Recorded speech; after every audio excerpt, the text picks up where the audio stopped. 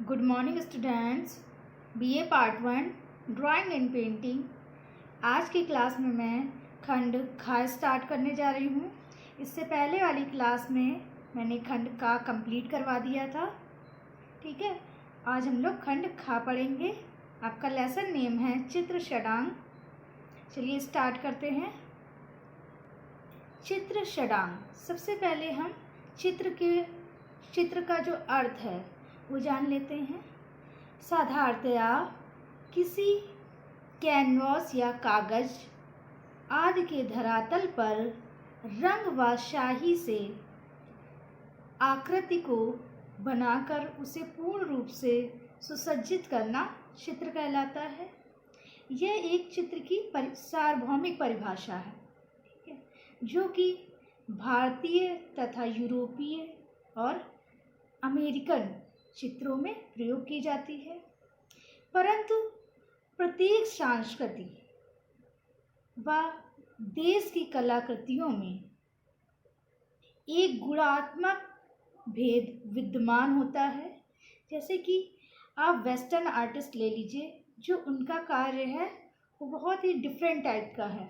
जो Indian artist है उनका कार्य भी डिफरेंट टाइप का है। तो दोनों कलाओं में बहुत ही भिन्नता प्रकट होती है। ठीक है, तो प्रत्येक देश की संस्कृति और कलाकृतियाँ भी अलग अलग रही हैं। ठीक है,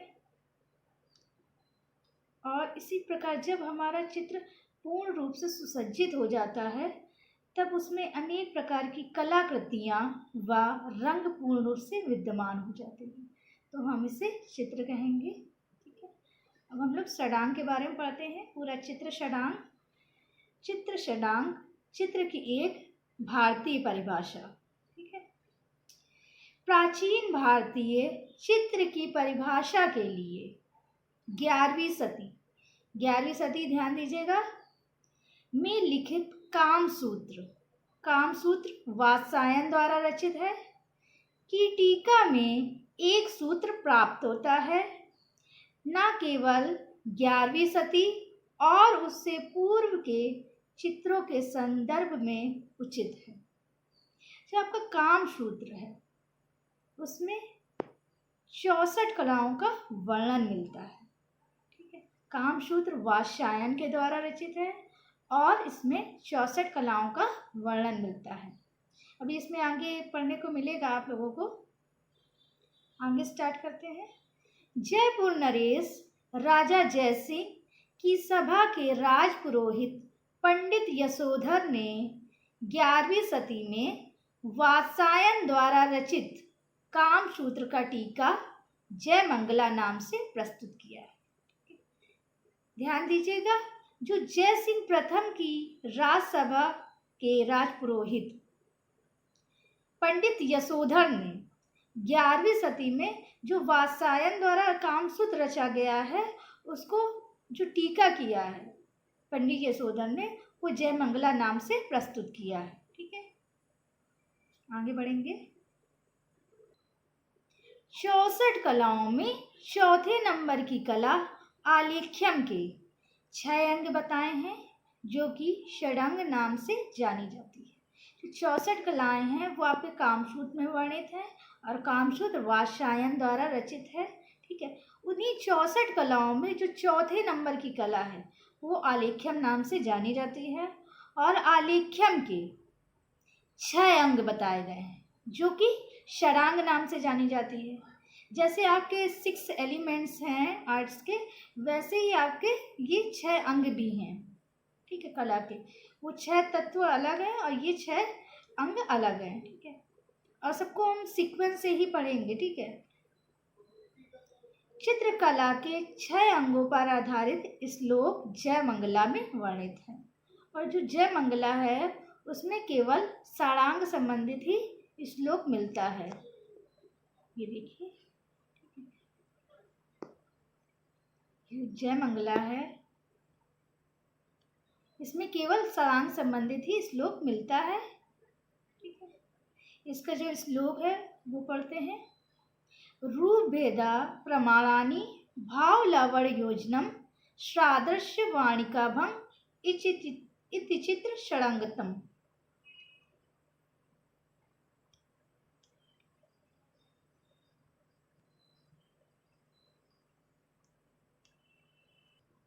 यह श्लोक यशोधर पंडित के द्वारा दिया गया है, ठीक है। और भारतीय शिल्प षडांग, ठीक है, 6 लिम्स ऑफ पेंटिंग्स अवनींद्र नाथ की पुस्तक है जो कि बंगला भाषा में लिखी गई है। और जो अंग्रेजी भाषा में शिल्प षडांग है वो स्टेला कैम्ब्रिज के द्वारा लिखी गई है, ठीक है। अवनींद्र नाथ ठाकुर के अनुसार 6 अंगों की परिभाषा निम्न है। ये जो 6 अंग हैं, रूपभेदा, प्रमाणान, भाव, लावण्य, योजनम, सादृश्य, वाणिका, भंग, ठीक है। अब ये अलग अलग हम इनको अलग अलग पढ़ेंगे। जैसे रूप भेद का अर्थ क्या है, प्रमाण का क्या अर्थ है, इसका प्रयोग कैसे किया जाता है, तो हम इसको अलग अलग पढ़ेंगे, ठीक है। तो ये अवनींद्र नाथ के द्वारा दी गई है जो परिभाषाएं हैं, और फिर इसके बाद हम लोग इसको डिटेल से पढ़ेंगे।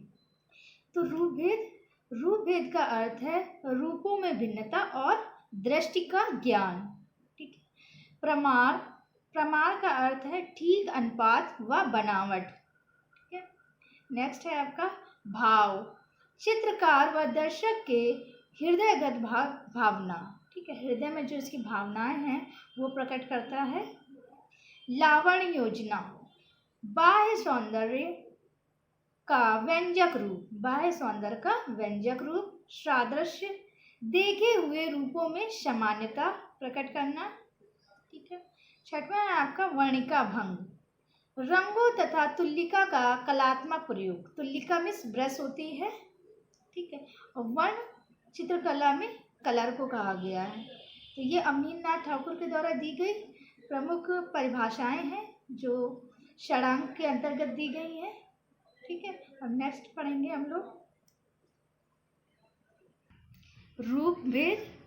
रूप भेद का अर्थ है रूपों में भिन्नता और अनेक रूपों में भिन्नताएं प्रकट करना। इन्हीं भिन्नताओं के आधार पर रूप आकर्षण लगता है। प्रत्येक रूप का अपना एक निश्चित आकार तथा वर्ण व स्वभाव होता है। इन्हीं के आधार पर रूपों में भेद किया जाता है, ठीक है। रूप का एक निश्चित आकार होता है, ठीक है, और उसका एक वर्ण होता है, कलर, यानी कि कोई कलर होता है उसका अपना, ठीक है। रूप छोटे छोटे बिंदुओं के सृजन से बनता है।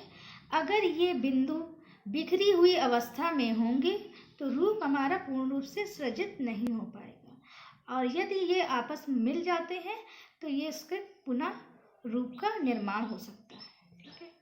इसके अंतर्गत हम लोग पढ़ेंगे चित्र का आधार रूप भेद है। अनेक रूपाकृतियाँ सुनियोजित होकर चित्र का निर्माण करती हैं। समझिएगा, बहुत सारी जो रूपाकृतियाँ हैं वो एक साथ मिलकर चित्र का निर्माण करती हैं। जैसे कि हम कोई फिगर बना रहे हैं लेडी का, ठीक है, तो उसमें पहले हम लोगों ने फेस बनाया, फिर उसके और नीचे के पार्ट्स बनाते चले, हाथ है, पैर है, ये सब बनाएंगे, तभी ये सब मिलकर एक पूरी बॉडी तैयार हो जाएगी, ठीक है। तो अनेक जब रूपाकृतियाँ एक साथ मिलेंगी तो एक चित्र तैयार हो जाएगा पूर्ण रूप से। इन आकृतियों की विविधता पर चित्र का आकर्षण निर्भर करता है। किसी भी रूप का अपना आकार, रंग व स्वभाव होता है। इन्हीं के आधार पर रूप से भेद किया जा सकता है। अतः संपूर्ण चित्र को आधार मानकर रूप भेद का अर्थ विभिन्न प्रकार से चित्रों से है। जैसे कि आप मान लीजिए 2 लेडीज़ हैं, ठीक है, 2 वुमेन्स हैं, ठीक है, एक मोटी है और एक पतली है, ठीक है। एक का रंग डार्क है और एक का रंग लाइट है, ठीक है। तो ये क्या नज़र आ रहा है, देखने पर उनको रूपों पर भिन्नता नज़र आ रही है, ठीक है। आप एक ग्लास ले लीजिए और एक कटोरी ले लीजिए, इनको जब आप देखेंगे तो इनमें भी आप भिन्नता पाएंगे, ठीक है, कि क्या इसमें भिन्नता नज़र आ रही है। तो इसी को हम रूप भेद कहेंगे, ठीक है। विष्णु धर्मोत्तर पुराण में चित्र के 4 भेद बताए गए हैं। विष्णु धर्मोत्तर पुराण के लेखक हैं मार्कंडेय मुनि, नारायण मुनि। ठीक है,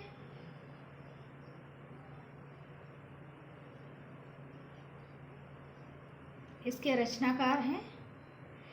तो 4 भेद कौन कौन से हैं? पहला आपका सत्य, दूसरा है वैदिक, तीसरा है आपका नागर और चौथा है आपका मिश्र। ठीक है, सत्य, वैदिक, नागर, मिश्र, ये 4 भेद विष्णु धर्मोत्तर पुराण में माने गए हैं। आगे हम लोग पढ़ेंगे। इसी प्रकार मानसोल्लास में चित्र के 5 भेद बताए गए हैं। मानसोल्लास के रचनाकार है सोमेश्वर भूपति और भूलोकमल भी कहते हैं इन्हें। ठीक है, ये 5 भेद कौन कौन से हैं? पहला आपका विधि, विध, आविद, रस, धूलि और भाव, ये 5 भेद माने हैं।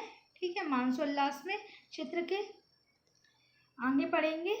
अवनीन्द्रनाथ टैगोर के अनुसार, अवनीन्द्रनाथ टैगोर ने एक परिभाषा दी है रूपभेद के अंतर्गत। पहले पहले आँखों का परिचय होता है। सबसे पहले आँखों से परिचय होता है चित्र का। यदि हम कोई चित्र देख रहे हैं तो सबसे पहले हमारी आँखों में रंग दिखाई देगा। ठीक है, धीरे धीरे उससे आत्मा का परिचय, यही रूपभेद की प्रारंभिक और अंतिम बात है। तो ये अवनीन्द्रनाथ टैगोर ने रूपभेद के अंतर्गत परिभाषा दी गई है। इसको आप लोग अच्छे से पढ़ लीजिएगा। नेक्स्ट पढ़ेंगे हम लोग प्रमाण यानी कि अनुपात। प्रमाण, प्रमाण का अर्थ है किसी वस्तु की माप या चित्र की माप, निकटता व दूरी, लंबाई व चौड़ाई। ठीक है, ये प्रमाण का इसी से तात्पर्य है। माइकल एंजिलो ने प्रमाण के अंतर्गत मानव देह शरीर को 8 भागों में बांटा है, जो कि सर से लेकर पैरों तक की माप है। ठीक है, 8 भागों में बांटा है मानव शरीर को। ठीक है, इसी के अंतर्गत पढ़ेंगे। प्रमाण का संबंध दर्शक के प्रमाण चैतन्य से है। अतः चित्र के वे सभी तत्व जिनका संबंध विषय वस्तु से पहचान कराने अथवा विषय का मानसिक ज्ञान कराने से है, वे प्रमाण कहलाएंगे। इसी प्रकार चित्र में प्रमाण का अर्थ लक्षण तथा अंगानुपात, अंगों का अनुपात, प्रमाण को भी अनुपात कह सकते हैं। इस तत्व के कारण एक चित्राकृति को अन्य आकृतियों से पृथक व्यक्तित्व प्राप्त होता है, यानी कि अलग अलग व्यक्तित्व प्राप्त होता है।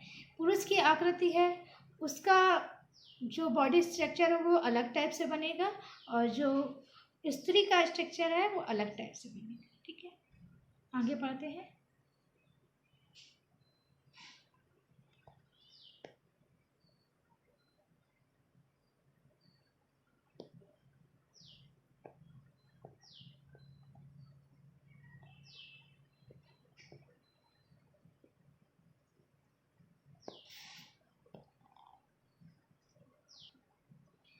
अनुपात का संबंध विभिन्न जाति एवं गुण वाले मानव देह की लंबाई, चौड़ाई तथा विभिन्न अंगों का समानुपातिक चित्रण विधान शिल्प शास्त्रों में वर्णित है।